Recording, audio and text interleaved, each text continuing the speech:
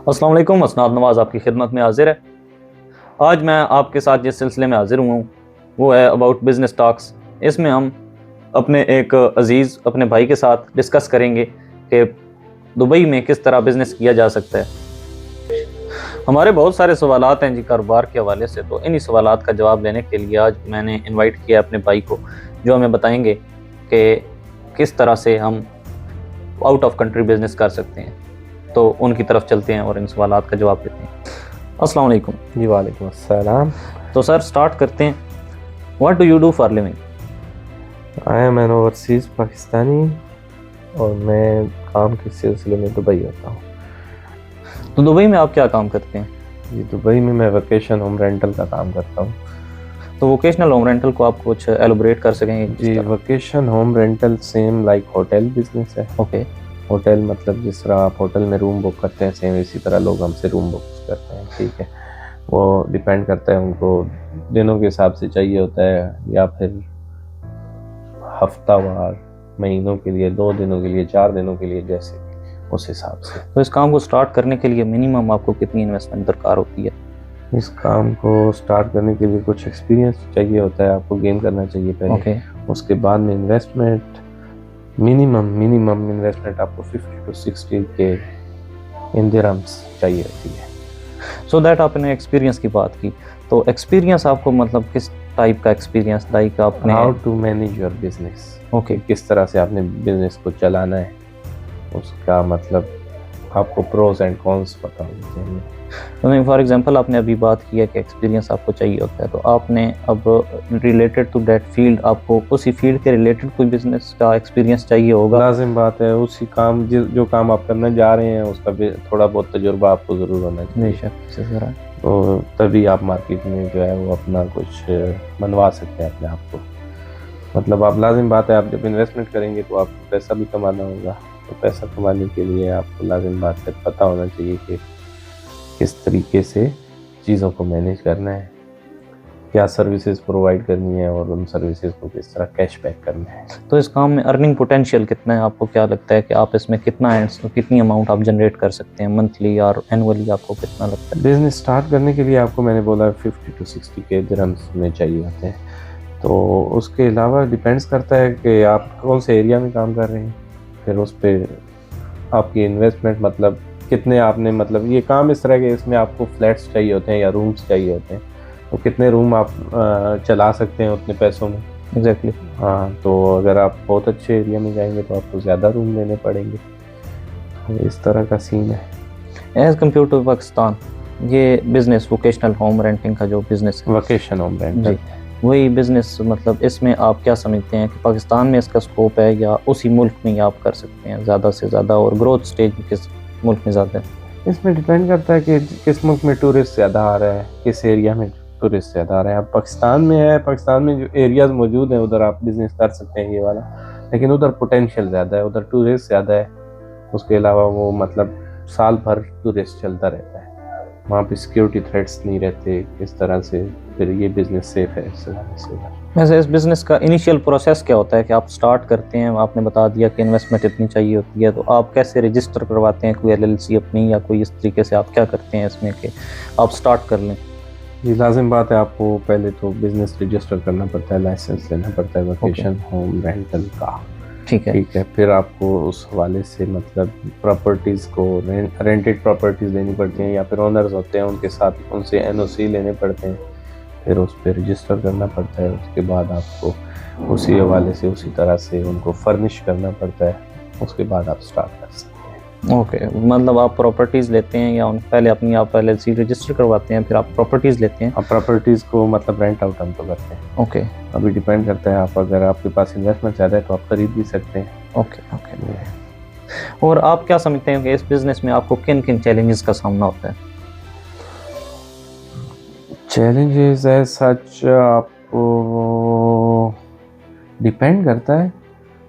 वैसे तो कोई ख़ास चैलेंजेस नहीं होते, लेकिन बस मेन यही होता है कि आपने स्टार्ट जिस टाइम पे लेना है तो वो आउट सीज़न नहीं होना चाहिए, क्योंकि आउट सीज़न जो है वो मतलब ऐसे दिन होते हैं जिनमें बिजनेसेस स्लो होते हैं। ओके। क्योंकि विजिटर टूरिस्ट जो है वो मतलब उन दिनों में, गर्मी के दिनों में नहीं जाते, और जो होते हैं उधर मतलब रहने वाले लोग हैं वो भी वेकेशंस पे चले जाते हैं, क्योंकि आपको पता है दुबई में 20% लोग जो हैं वहाँ के लोकल हैं, बाकी 80% बाहर से लोग गए हुए हैं। ओके, तो टोटल बिजनेस डिपेंड करता है लोगों पे। सही। लोग ज़्यादा हैं सही चलेगा।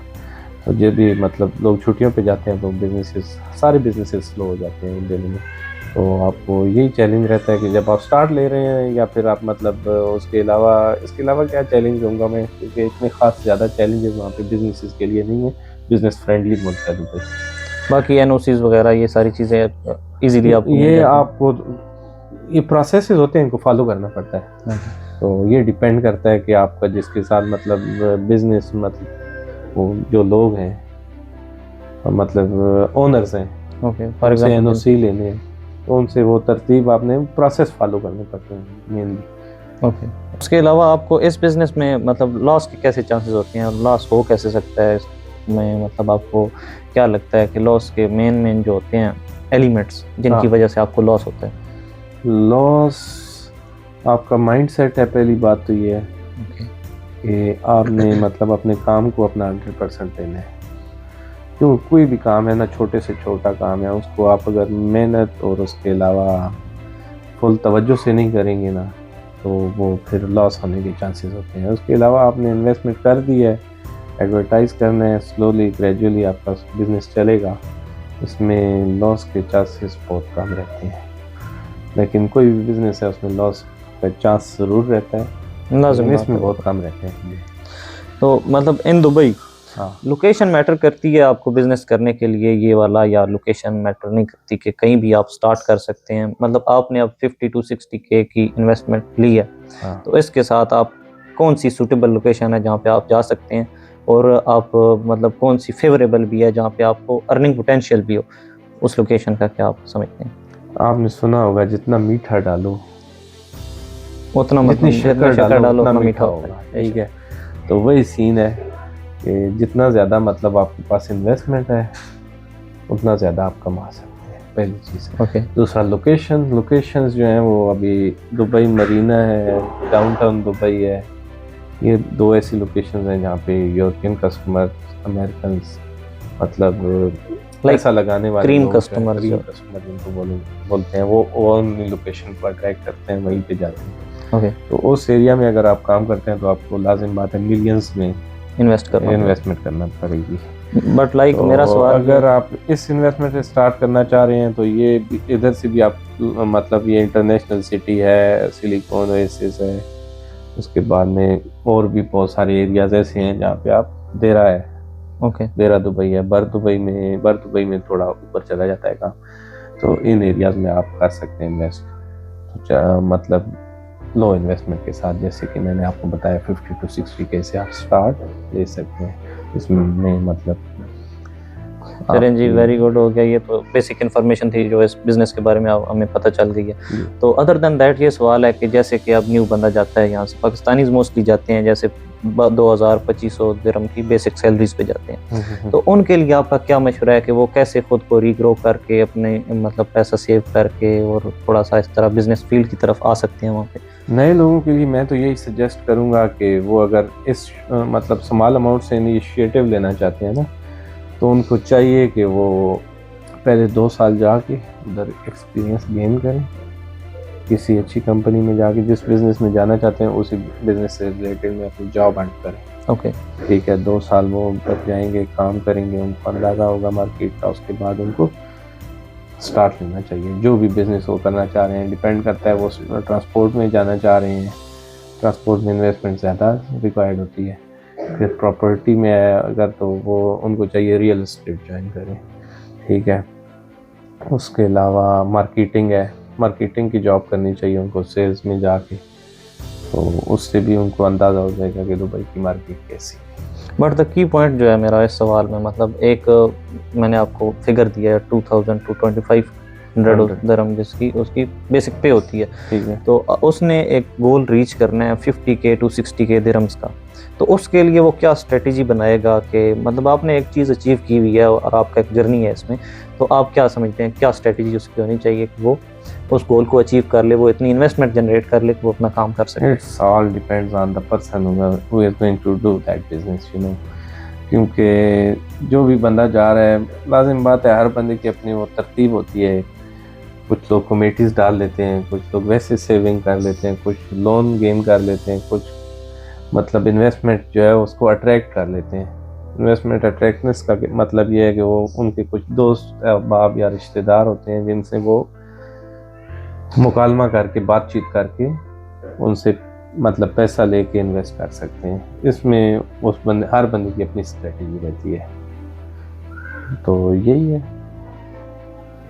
तो बेसिकली ये सारे सवालात के जवाब तो आपने दे दिए, तो मतलब आपको एक सवाल मेरा जो बस एट द एंड पॉइंट पे मैं पूछूंगा कि बिज़नेस करने के लिए एक बिज़नेसमैन में कौन सी 3 बेसिक क्वालिटीज़ होनी चाहिए जिनके थ्रू वो बिज़नेसमैन अपने हिसाब से वो काम भी सही कर सकता है और उसके अलावा उसमें ग्रो भी कर सकता है? वो 3 क्वालिटीज़ जो की क्वालिटीज़ होती हैं एक बिज़नेसमैन में होनी से ऑनेस्ट होना चाहिए, ओके, और पंचुअल होना चाहिए, डिसिप्लिन, चाहिए, और उसके अलावा उसके पास इन्वेस्टमेंट होनी चाहिए।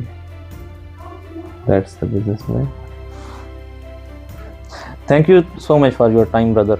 तो इसमें मैं आपसे आखिर में सिर्फ एक मैसेज लेना चाहूँगा कि आप हमारी आवाम को एक मुनफरिद मैसेज इस हवाले से क्या देना चाहेंगे कि इस बिज़नेस में आप ग्रो भी करेंगे और उसके अलावा आपको अल्लाह पाक की तरफ से मदद भी हासिल होगी, तो एक मैसेज काइंडली दे दें।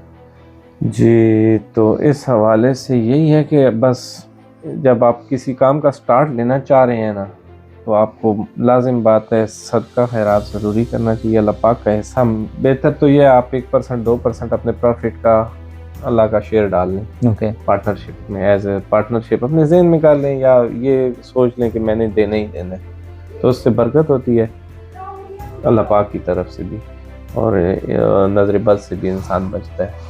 तो बाकी इंसान की कोशिश ही होती है कि वो अच्छा करे, तो जब इंसान अच्छी की कोशिश करता है तो अल्लाह पाक उसको ज़रूर कामयाबी देता है।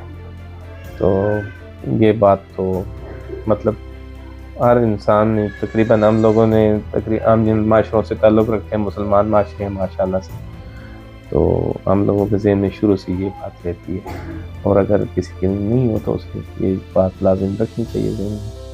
तो बस यही है। Thank you so much. So guys, hope कि आपके बहुत सारे सवालों के जवाब क्लियर हो गए होंगे, और अगर मज़ीद आपको किसी भी इन्फॉर्मेशन की ज़रूरत हो रिलेटेड टू दैट टॉपिक तो आप अपनी कमेंट सेक्शन में राय का इज़हार कर सकते हैं। तो सो कीप सपोर्टिंग, और चैनल को सब्सक्राइब कर लें, टिकटॉक अकाउंट को फॉलो कर लें, और मज़ीद ऐसे कंटेंट के लिए आप हमारे साथ जुड़े रहें। और फ़ी अमान अल्लाह, पाकिस्तान जिंदाबाद, पाकिस्तान जिंदाबाद।